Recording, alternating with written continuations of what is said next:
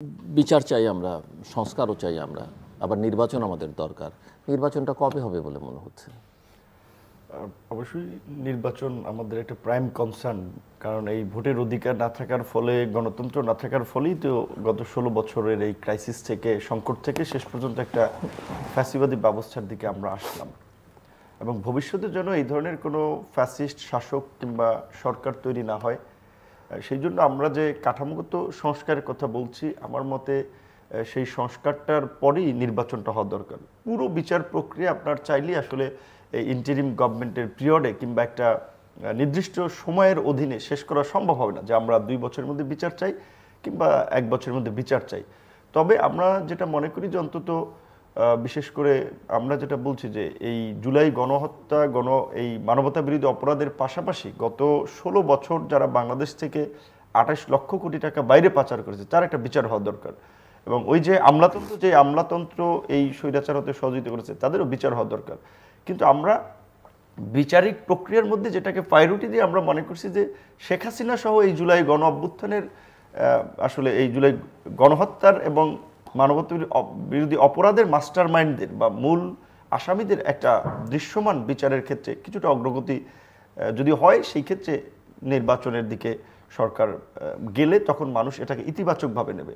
কিন্তু আমাদের দেশের যে রাজনৈতিক কালচার, যেমন ভাই বা আমরা যেটা বলছি যে আজকে সংস্কারের প্রশ্নে কেউ কেউ বলছে যে গণভোট দিয়ে এটাকে গণভিত্তি দেওয়া কিংবা নির্বাচনের আগে আপনার গণপরিষদ নির্বাচনের মাধ্যমে এই সংবিধান সংশোধনের মাধ্যমে সংস্কারটাকে গৃহীত করা। এখন কেন রাজনৈতিক দল বা আমাদের সকলের আস্থাটা তৈরি হচ্ছে না যে সামনে একটা ইলেক্টেড গভর্নমেন্ট আসলে তারা এই ঐক্যমতের বিষয়গুলো আমলে নিয়ে তারা সেটা সংসদে পাশ করবে? কারণ আমাদের সামনে উদাহরণ আছে যে 90-এ আপনার বিএনপির নেতৃত্বে 7 দল, আওয়ামী লীগের নেতৃত্বে 8 দল, বামদের নেতৃত্বে 5 দল, এই 3 জোটের একটা রূপরেখা ছিল।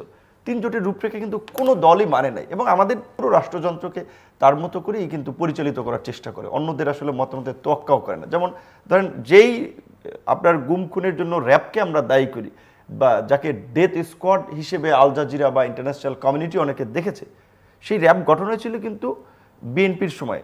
আবার তখন বিরোধী দল ছিল আওয়ামী লীগ, তারা তখন বারবার কোশ্চেন করেছিল, প্রশ্ন তুলেছিল যে এটা বিরোধী মতকে দমন করার জন্য র্যাবকে গঠন করা হয়েছে। কিন্তু দেখা গেল যে বিএনপি এসে আবার সেই র্যাবের দ্বারা ভুক্তভোগী হলো। তো আমাদের দেশের আরও সবচেয়ে একটা পুরানো আপনার আইন নিয়ে সবচেয়ে বেশি আলোচনা হয় যে 74-এর বিশেষ ক্ষমতা আইন। এই আইনটা তো 74 থেকে বাংলাদেশের আজকে 2025 সাল 51 বছর ধরে সব সরকার ব্যবহার, এবং বিএনপি আওয়ামী লীগ অনেক নির্বাচনী ইশতেহারে অঙ্গীকার করেছিল যে ক্ষমতাকে বাতিল করতে করেনি। এমনকি শুধু এই আইনটা না, রাজনৈতিক দলগুলো তার ইশতেহারের অনেক কিছুই রাখে না, ক্ষমতায় যাওয়ার জন্য ভালো ভালো কথা প্রস্তাবনা লিখে দেয়, ক্ষমতায় গিয়ে ভুলে যায়। যেই কারণে আমরা বলছি যে এই সংস্কারের একটা বাস্তবায়ন এবং বিচারিক প্রক্রিয়ার একটা দৃশ্যমান অগ্রগতির পরেই আমাদেরকে নির্বাচনের দিকে যেতে হবে। তবে আনলিমিটেড সময় পর্যন্ত যদি নির্বাচনের বিষয়ে অনিশ্চিত থাকে, সেই ক্ষেত্রে আবার দেশের অভ্যন্তরীণ নিরাপত্তা, বৈশ্বিক প্রেক্ষাপটে বাংলাদেশের অবস্থান, ভাবমূর্তি কিংবা দেশের অর্থনৈতিক আপনার গতি প্রকৃতি, সেটা একটা বাধাগ্রস্ত হবে। কাজে আমরা সেই জায়গা থেকে চাই যে নির্বাচনের একটা সুস্পষ্ট রোডম্যাপ সরকারের থাকুক, যেটা সরকার ইতিমধ্যেই সেই জায়গা থেকে আপনার শুরুর দিকে তারা ডিসেম্বর থেকে জুন 2025 সালের ডিসেম্বর থেকে 2026 সালের জুনে একটি নির্বাচন করার একটা সম্ভাব্য তারিখ তারা দিয়েছিল। আমরা রাজনৈতিক দলগুলো বলেছিলাম যে এটা একটা আনসার্টেন টাইম, একটা অনিশ্চিত সময়, এর মধ্যে আপনি অন্তত একটা মাস স্পেসিফাই করেন। সেই জায়গা থেকে প্রধান উপদেষ্টা আপনার 2025 সালের এপ্রিলকে নির্বাচনের সম্ভাব্য মাস হিসেবে আমরা দেখলাম যে ঘোষণা করেছেন। আবার লন্ডনে বাংলাদেশের একটি প্রধান রাজনৈতিক দল বিএনপির ভারপ্রাপ্ত চেয়ারম্যান তারেক রহমানের সাথে আলাপ আলোচনা করে সেখানে বলেছেন তিনি বিচার এবং সংস্কারকে যদি এগিয়ে আনা যায়, তাহলে বিএনপির যে একটা জোরালো দাবি ডিসেম্বরের মধ্যে নির্বাচন, সেক্ষেত্রে সরকার হয়তো ফেব্রুয়ারির দিকে নির্বাচনের কথা চিন্তা করতে পারে। এখন আমাদের সামনে একটা দৃশ্যমান সময়সূচি বা সম্ভাব্য মাস আছে, মনে হচ্ছে যে হয়তো এই সময়ের মধ্যেই নির্বাচনটা হতে পারে। কোনটা দৃশ্যমান? এখন ফেব্রুয়ারিতে হতে পারে অথবা আপনার এপ্রিলে হতে পারে, দুটো ডেট তো সরকার প্রধানই দিয়েছিল। যদি সরকার প্রধানের ডেট ছিল এপ্রিল, বিএনপির দাবির প্রেক্ষাপটে বিএনপির ভারপ্রাপ্ত চেয়ারম্যান তারেক রহমানের সাথে লন্ডনের মিটিংয়ে বলেছে বিচার এবং সংস্কারকে এগিয়ে আনা গেলে তাহলে পর্যাপ্ত পরিমাণে হলে হতে পারে ফেব্রুয়ারি এবং নির্বাচনের সকল প্রস্তুতি সম্পন্ন করা গেলে এবং প্রধান নির্বাচন কমিশনার সৌজন্য সাক্ষাৎ করেছিলেন প্রধান উপদেষ্টার সঙ্গে, সেখানেও তিনি বলেছেন যে সময় ফেব্রুয়ারি এপ্রিল দুটোই বলেছেন যে তাদের প্রস্তুতি ফেব্রুয়ারি এপ্রিলকে ঘিরেই। কিন্তু আমার একটা প্রশ্ন যে নির্বাচন, মিস্টার নুরুল ইসলাম মনি আপনি আরও ভালো করে এই প্রশ্নের উত্তরটা দিতে পারবেন, যে নির্বাচন কমিশন তো যে কোনো সময় নির্বাচন করবার জন্য প্রস্তুত থাকবার কথা আমি যতটুকু বুঝি, কারণ সারা বছরই তাদের কাজ করতে। দ্বিতীয় প্রশ্ন হচ্ছে যে বিএনপিকে যতটা আমি উৎসাহী দেখেছি যে তারা তো ধরেই নিয়েছে 12ই ফেব্রুয়ারি নির্বাচন হবে, যদিও কোথাও এটা বলা হয়নি, কিন্তু প্রধান নির্বাচন কমিশনের কথায় বা সরকারের তৎপরতায় কোথাও কি মনে হচ্ছে যে ফেব্রুয়ারিতে আসলে ইলেকশনটা হতে পারে? না, আমার কাছে মনে হচ্ছে যে ফেব্রুয়ারিতে নির্বাচন সম্ভব নয়। এর মধ্যে অন্যতম একটি কারণ হচ্ছে যে নির্বাচনের বর্তমান পদ্ধতি নিয়েই তো আমরা ঐক্যমতে পৌঁছতে পারিনি, যেটা একটা মেজর একটা আপনার বিষয়। যে আমরা বলছি যে যেটা ভাই বলেছেন যে এখন বেশিরভাগ রাজনৈতিক দল দাবি তুলছে যে আগামী নির্বাচন আনুপাতিক হারে হবে, সেখানে কেউ কেউ পুরো নির্বাচন আনুপাতিক হারে করার জন্য রিজিড।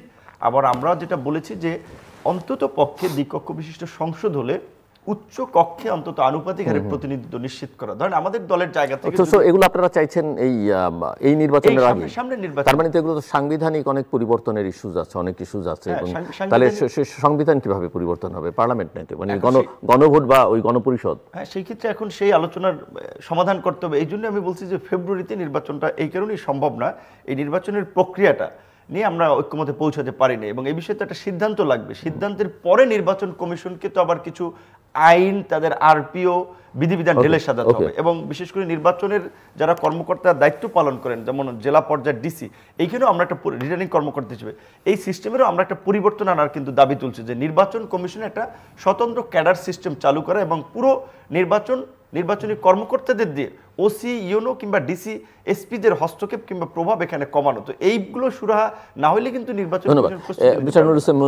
দীর্ঘদিন ধরে কয়েক মাস ধরে যেখানে বিএনপি এবং তার অ্যালাইজরা ডিসেম্বরের মধ্যে নির্বাচন দাবি করে আসছিল, সেখানে হঠাৎ করেই বিএনপি প্রস্তাব দিয়ে ফেব্রুয়ারি মাসে চলে গেল এবং আপনাদেরই অ্যালাইর কথা শুনে মনে হচ্ছে যে তিনি মনে করছেন না যে ফেব্রুয়ারিতে ইলেকশন হবে বা হতে পারে, ইপস বাট অনেক কিছু আছে। এবং এর আগেও আমি আরেকজন বিএনপির মিত্র রাজনৈতিক দলের নেতার সঙ্গে কথা বলছিলাম, তিনিও বলছিলেন যে বিএনপি যে ডিসেম্বরে থেকে ফেব্রুয়ারিতে গেল, এটা তো আমাদের কারোর সঙ্গে কনসাল্টও করেনি, আলোচনাও করেনি। সো সেটা তারা কীভাবে গেল, এটাও একটা প্রশ্ন তুলেছেন। এবং বিএনপিকে যেভাবে আমরা উৎসাহী দেখছি যে ফেব্রুয়ারিতে বোধহয় নির্বাচন বিরাট বিজয় অর্জন করে ফেলেছে বিএনপি, কিন্তু আসলে কি লক্ষণ কোনো কিছু প্রমাণিত হয়েছে 13 জুনের পরে যে নির্বাচনটা? লক্ষণের দিকটা আলোচনা করার আগে আমি আপনাকে বলতে চাই, আমাদের দুর্ভাগ্য তৃতীয় বিশ্বের মানুষগুলো, সেটা হলো একটা এক্সপেরিমেন্ট করে, ট্রায়াল করে, এরর হয়, আবার সংশোধন করে, তারপর সেটা আবার সব মুছে ফেলবে। যে ছোটোবেলায় বাচ্চারা খেলে না, যে এই ভাগ আমার, এই ভাগ তোমার, না ঠিক আছে তোমার সাথে খেলবো না। তৃতীয় বিশ্বে এটা সব কিছুতে হয়, যেমন এডুকেশন সিস্টেম নিয়ে হয়, ইকোনমিক সিস্টেম নিয়ে হয়, সব কিছু নিয়ে। আমাদের ডেমোক্রেসি, ধরুন আমরা যদি ডেমোক্রেসি বিশ্বাস করি, বা আমরা ডেমোক্রেসি তো নিজেরা প্রডিউস করি না, বা আমরা নিজেরা ইনভেন্ট করি না, ডিসকভারি নাই আমাদের। আমরা নিয়েছি কার কাছ থেকে? ধার নিয়েছি। কার কাছ থেকে? ব্রিটেনের কাছ থেকে নিয়েছি, আমরা আমেরিকার কাছ থেকে নিয়েছি, বা আমরা যারা প্র্যাকটিস করে তাদের কাছ থেকে নিয়েছি। ব্রিটেনে তো এই আনুপাতিক হারে নির্বাচন নাই, ধরেন কথা, আমেরিকায় নাই, ইভেন ভারতে, পাশের বাড়ি ভারত, সেখানেও নাই।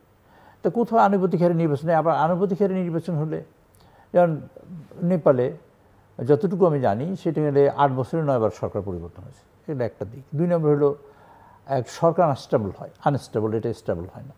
3 নম্বর হলো আমরা যে ফ্যাসিস্টকে সরালাম অনেক পরিশ্রম করে, ধরুন 300 সিট, আমি যে একটা ফেলে ঝেলেও যদি ধরি 15% ভোট আছে এখন আমেরিকায়, ধরেন, বা 20% ভোট আছে, তা ঘরে বসে নির্বাচন না করে তারা 30-60টা সিটের মালিক হয় 300 সিটের মধ্যে। তো আমরা এই সিট দেওয়ার চেষ্টা প্রক্রিয়া করছি কেন? এটা গণতন্ত্রের খারাপ দিকও আছে অনেক দিন, কারণ 10 জন লোক দাঁড়ালো, 1 লক্ষ ভোট থাকলো, আমি সে বিষয়ে যেতে চাই না।